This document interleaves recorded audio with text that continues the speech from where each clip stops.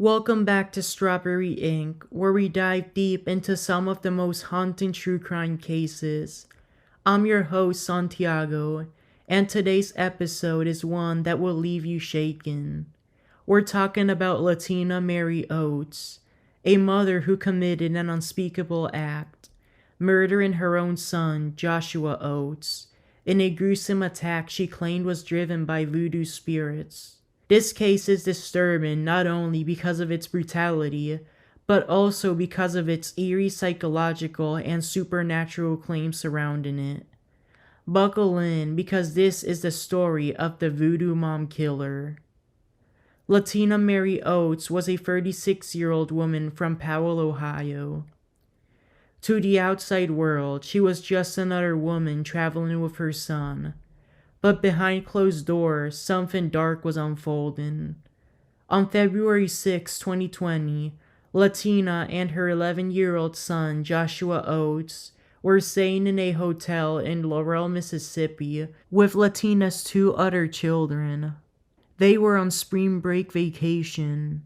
What happened in that hotel room would soon be revealed as one of the most horrifying murders in recent history.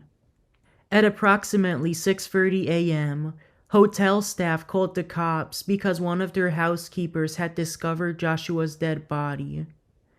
He had been stabbed to death with a metal rod, and the rod was still pierced in his body. No one else was in the room, and his killer was unknown. Officers rushed to the scene, but nothing could have prepared them for what they saw. Joshua Oates was dead, stabbed multiple times with Latina described as an ancient dagger. The most disturbing detail, the dagger was launched into the back of Joshua's head. This dagger was what was believed to be a metal rod. After checking surveillance footage, the suspect was identified as his mother, Latina Marie Oates. She had been the last person to leave the room before the dead body was discovered. Although she was with her two kids around his age, they had left the hotel room a while before their mother Latina did. She was tracked down through phone records which matched the phone number she gave out when checking into the hotel, and was arrested at another hotel in New Orleans, Louisiana.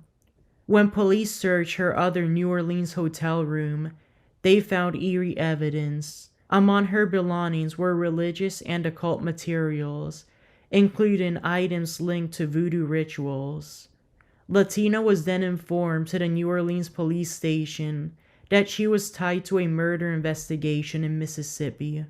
Her two other children were unaware of what had occurred to their brother Joshua. She was detained at the New Orleans Parish Prison Facility to await extradition. Then, at the Orleans Parish District Court, she appeared before Magistrate Juana Lombard and waived extradition. Meanwhile, her two other kids, ages 6 and 9, were cared for by New Orleans welfare systems, and later picked up by family members to return to their Ohio home. They are believed to still be in the care of their family members.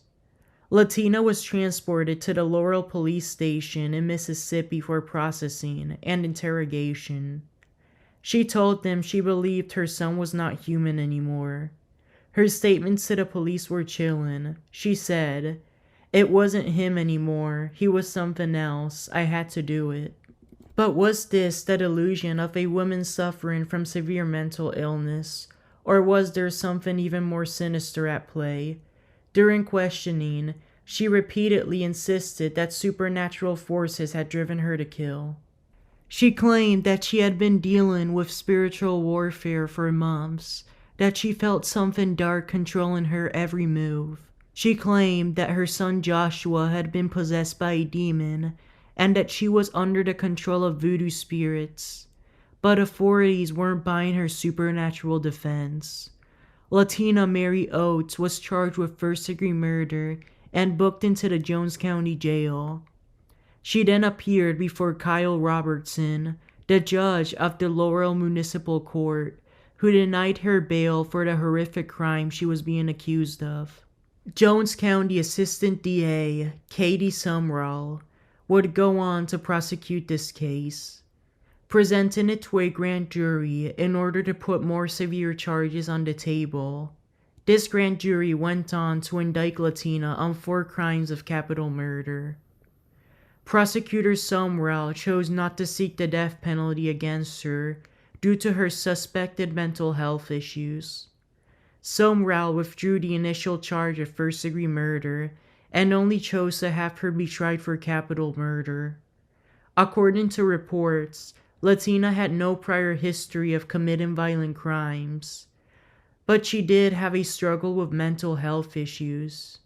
Some experts speculated that she may have been suffering from schizophrenia or psychosis, but no official diagnosis was made during the trial. The prosecution argued that Latina knew exactly what she was doing. Her trial was delayed several times due to the COVID-19 pandemic. She pleaded not guilty to her charges, but after her mental diagnosis, her defense attorney, Gianni Pacific, filed insanity pleas on her behalf. Despite not having a specific diagnosis, she was eligible to try to be found insane. Latina's trial began in September 2023. The prosecution wasted no time painting a picture of a woman who deliberately planned the murder of her son. The defense, on the other hand, argued that Latina was not in control of her actions. They pointed to her belief in possession, her erratic behavior, and her mental state. One of the most haunting moments of the trial came when Latina's own words were read aloud. She had told the police, "I had to do it. He wasn't my son anymore. He was something else." Psychologists took the stand discussing possible mental disorders. The jury had to decide, was this a case of insanity or was it cold-blooded murder? Latina chose not to testify at her trial.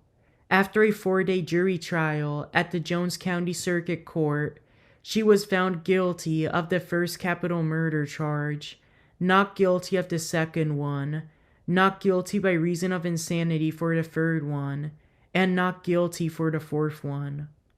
Mississippi District Judge Dal Williamson then immediately sentenced her to life in prison without parole. After sentencing, Latina was admitted into the Central Mississippi Correctional Facility, where she is currently serving her sentence. She has shown no remorse for her actions ever since her arrest, maintaining that she was influenced by forces beyond her control.